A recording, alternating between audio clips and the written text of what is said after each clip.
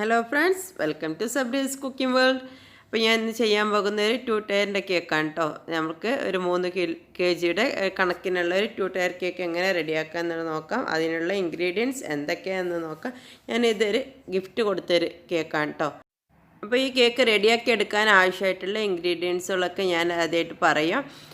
അതിനായിട്ട് ഞാൻ എടുത്തിട്ടുള്ളൊരു 1.5 kg മെഷർമെൻറ്റാണ് കേട്ടോ. ആദ്യം ചെയ്യുന്നത് 1.5 kg മെഷർമെൻറ്റാണ്. 1.5 kg മെഷർമെൻറ്റിനായിട്ട് ഞാൻ എടുത്തിട്ടുള്ളത് 6 മുട്ടയായിരുന്നു.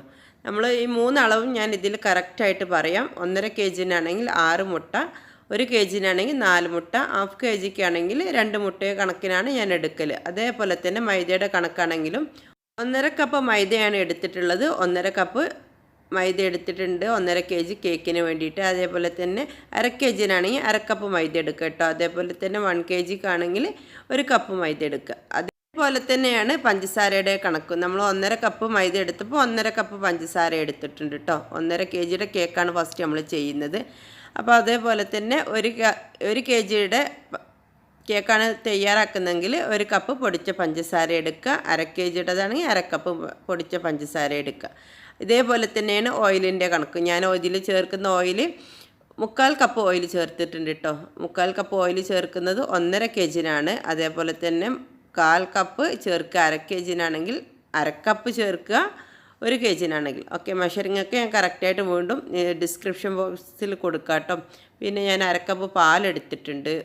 1 tablespoon cornflour, 1/2 teaspoon baking സോഡയാണ് എടുത്തിട്ടുള്ളത്. അതേപോലെ തന്നെ 1 ടീസ്പൂൺ ബേക്കിംഗ് പൗഡർ എടുത്തിട്ടുണ്ട്. ഇത്രയും ഇൻഗ്രീഡിയൻസാണ് നമുക്ക് ഇതിലോട്ട് വേണ്ടത് കേട്ടോ. ബേക്കിംഗ് പൗഡർ 1 ടീസ്പൂണാണ് എടുത്തിട്ടുള്ളത്. ബേക്കിംഗ് സോഡ 1/2 ടീസ്പൂണാണ് എടുത്തിട്ടുള്ളത്. ഇതിനനുസരിച്ച് ഇതിൻ്റെ അളവുകളൊക്കെ കുറക്കുക കേട്ടോ. നമ്മൾ അളവ് കുറച്ച് ചെയ്യുമ്പോൾ ഇതിനനുസരിച്ച് ഇതിൻ്റെ കുറക്കുക. പിന്നെ വാനില എസൻസ്. ഇത്രയും ഇൻഗ്രീഡിയൻസാണ് നമുക്ക് ഈ കേക്ക് റെഡിയാക്കി എടുക്കാനായിട്ട് ആവശ്യമുള്ളത്. 1.5 kg മെഷർമെൻറ്റാണ് കേട്ടോ ഞാനിതിൽ പറഞ്ഞിട്ടുള്ളത്. 1.5 kg മെഷർമെൻറ്റാണ്. അപ്പോൾ 1.5 കപ്പ് മൈദ നമുക്ക് ആദ്യം അരിച്ചെടുക്കാം. 1.5 കപ്പ് ഈ ഡ്രൈ ഇൻഗ്രീഡിയൻസ് എല്ലാം കൂടി ഒന്ന് അരിച്ചെടുക്കണം. അതിനായിട്ട് ആദ്യം ഞാൻ ചേർത്ത് കൊടുക്കുന്നത് 1.5 കപ്പ് മൈദയാണ്.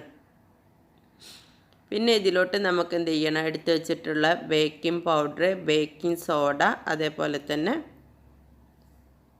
കോൺഫ്ലോർ, ഈ 4 ഇൻഗ്രീഡിയൻസും കൂടിയാണ് നമ്മൾ ഇത് ഒന്ന് അരിച്ചെടുക്കേണ്ടത്. നല്ലതുപോലെ അരിച്ചെടുക്കേണ്ടത്. ഉപ്പ് ഇതിൽ നമുക്ക് ചേർക്കണം എന്നില്ല, ആവശ്യമുണ്ടെങ്കിൽ ചേർക്കാം, അല്ലാന്നുണ്ടെങ്കിൽ നമുക്ക് ചേർക്കാതിരിക്കുകയും ചെയ്യട്ടോ. ഇത് നല്ലതുപോലെ ഒരു 3 പ്രാവശ്യം ഒന്ന് അരിച്ചെടുക്കണം കേട്ടോ. നമ്മൾ ഈ ഒരു സ്റ്റേജ് നമ്മൾ ഒരിക്കലും സ്കിപ്പ് ചെയ്യരുത്. നമ്മൾ കേക്കിന് നല്ല സോഫ്റ്റായി കിട്ടാനും ഒക്കെ വേണ്ടിയിട്ടാണ് നമ്മൾ ഇതേപോലെ അരിച്ചെടുക്കുന്നത്. ഞാനൊരു 3 പ്രാവശ്യം ഇതേപോലെ തന്നെ അരിച്ചെടുത്തിട്ടുണ്ട് കേട്ടോ. അപ്പോൾ ഇതിലൊന്നും കട്ടകളൊന്നും ഇല്ലാതിരിക്കും. ഒക്കെ അരിച്ചെടുത്തിട്ട് 3 പ്രാവശ്യം അരിച്ചെടുത്തതിന് ശേഷം നല്ലതുപോലെ ഒന്ന് മിക്സ് ചെയ്തിട്ടൊന്ന് മാറ്റി വെച്ചിട്ടുണ്ട്. ഓക്കെ, ഇനി നമുക്ക് ഇതിനായിട്ടുള്ള മുട്ട നല്ലതുപോലെ ബീറ്റ് ചെയ്തെടുക്കാം. നല്ല ക്ലീനായ ബൗളിലേക്ക് ഞാനൊരു 6 മുട്ടയാണ് ചേർത്ത് കൊടുക്കുന്നത്. 1.5 kg അളവിനായതുകൊണ്ടാണ് 6 മുട്ട. 1 kg-നാണെങ്കിൽ 4 മുട്ട, ഹാഫ് kg-ക്കാണെങ്കിൽ 2 മുട്ട. ഇത്രയും അളവിലാണ് കേട്ടോ ഞാൻ ചേർത്തെടുക്കുന്നത്.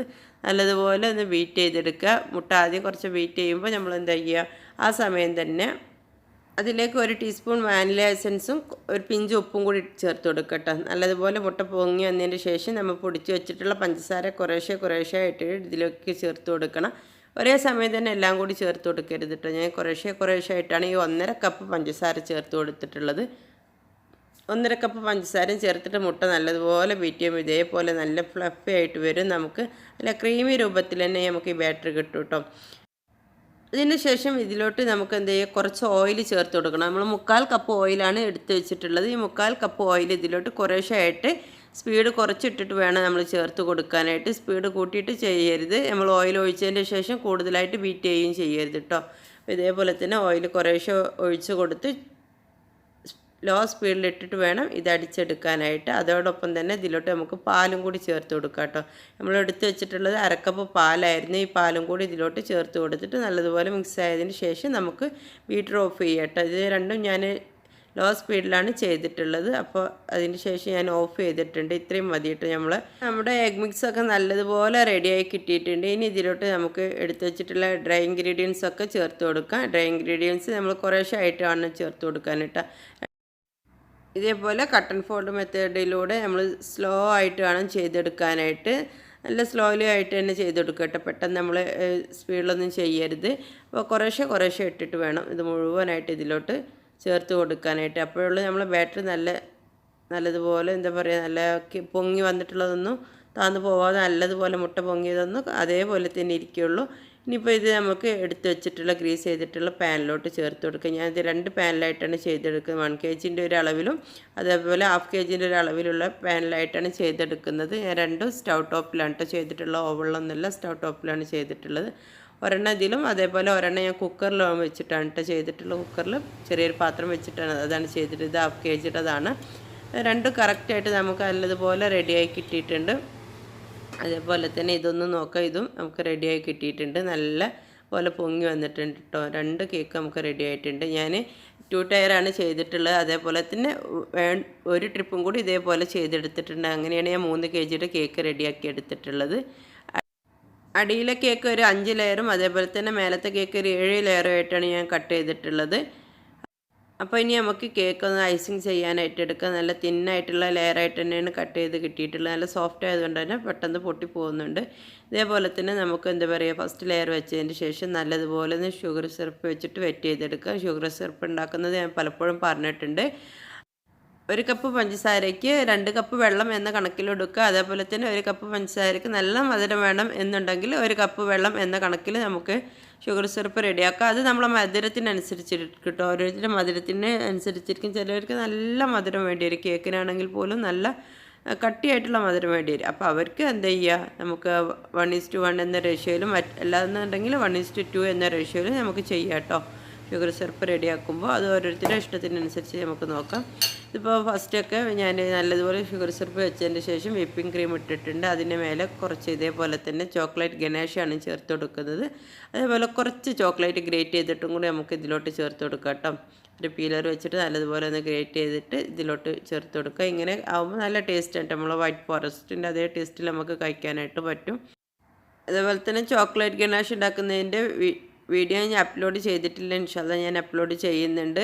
ചോക്ലേറ്റ് ഗനാഷ് ഉണ്ടാക്കുന്നത് ഞാൻ ഇതേപോലെ തന്നെ പറഞ്ഞിട്ടുണ്ട്. നമുക്ക് 2 രീതിയിലും ചോക്ലേറ്റ് ഗനാഷ് ഉണ്ടാക്കിയെടുക്കാനായിട്ട് എളുപ്പമാണ്. അപ്പോൾ അതിൻ്റെ വീഡിയോ ഇൻഷാല്ലാ ഞാൻ പെട്ടെന്ന് തന്നെ അപ്ലോഡ് ചെയ്യാം.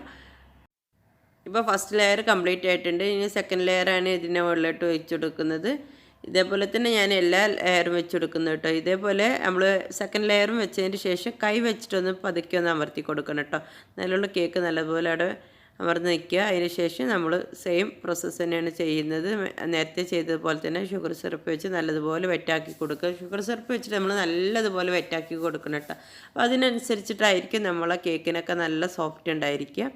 രണ്ടാമതും ബാക്കിയുള്ള എല്ലാ ലെയേഴ്സും ഇതേപോലെ തന്നെയാണ് സെറ്റ് ചെയ്തെടുത്തിട്ടുള്ളത്.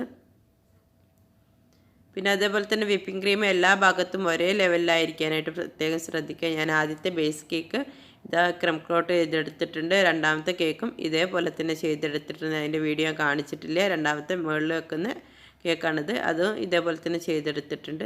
അതിന് ശേഷം ഫ്രിഡ്ജിലൊക്കെ വെച്ച് ഒരു 2 മണിക്കൂറിന് ശേഷം കഴിഞ്ഞിട്ട് ഞാനിത് എടുത്തിട്ട് ഒന്നും കൂടി ഐസിങ് ചെയ്യുകയാണ്.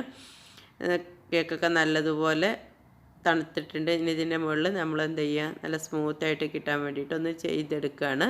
വിപ്പിംഗ് ക്രീം നല്ലതുപോലെ ഒന്ന് എല്ലാ ഭാഗത്തും എല്ലാ സൈഡിലും അതേപോലെ തന്നെ മുകൾ ഭാഗത്തൊക്കെ നല്ലതുപോലെ ഒന്ന് ക്രീം തേച്ചെടുക്കുകയാണ്. അതിന് ശേഷം നമുക്കത് നല്ലതുപോലെ ഫിനിഷാക്കി എടുക്കാം.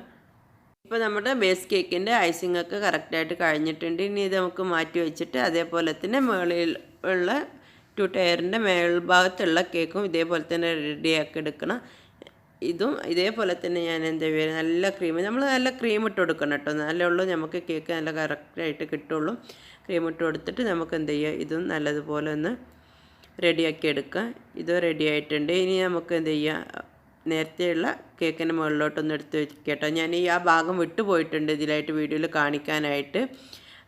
എടുത്ത് വെച്ചപ്പോൾ ഒന്ന് തട്ടിപ്പോയിട്ടുണ്ടായിരുന്നു. അപ്പോൾ അതൊന്നും കൂടി റെഡിയാക്കിയിട്ടുണ്ട്. ഞാൻ താഴെ ഒരു റോസറ്റയുടെ നോസിൽ വെച്ചിട്ടാണ് ഒന്ന് ചെയ്തെടുക്കുന്നത്.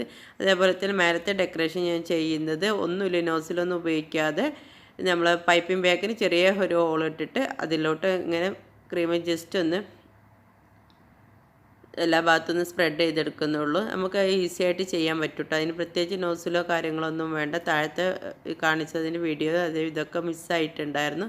അതേപോലെ ഞാൻ കേക്ക് ഇതിൻ്റെ മുകളിലോട്ട് എടുത്ത് വെക്കുന്ന സമയത്ത് അതിൻ്റെ അകത്ത് കുറച്ച് സ്റ്റിക്ക് വെച്ചിട്ടുണ്ടായിരുന്നു കേട്ടോ. നമ്മൾ താഴ്ന്നു പോവാതിരിക്കാൻ വേണ്ടിയിട്ടാണ് സ്റ്റിക്ക് വെച്ചിട്ടുണ്ടായിരുന്നത്. ബേസ് കേക്കിൻ്റെ സെൻറ്ററിലായിട്ടാണ് ഞാൻ സ്റ്റിക്ക് വെച്ചിട്ടുണ്ടായിരുന്നത്. ഒരു 3-4 സ്റ്റിക്ക് വെച്ചിട്ടുണ്ടായിരുന്നു കേട്ടോ. നമ്മൾ മുകളിൽ കേക്ക് വരുമ്പോൾ അതൊന്ന് താഴ്ന്നു പോവാതിരിക്കാൻ വേണ്ടിയിട്ടാണ്.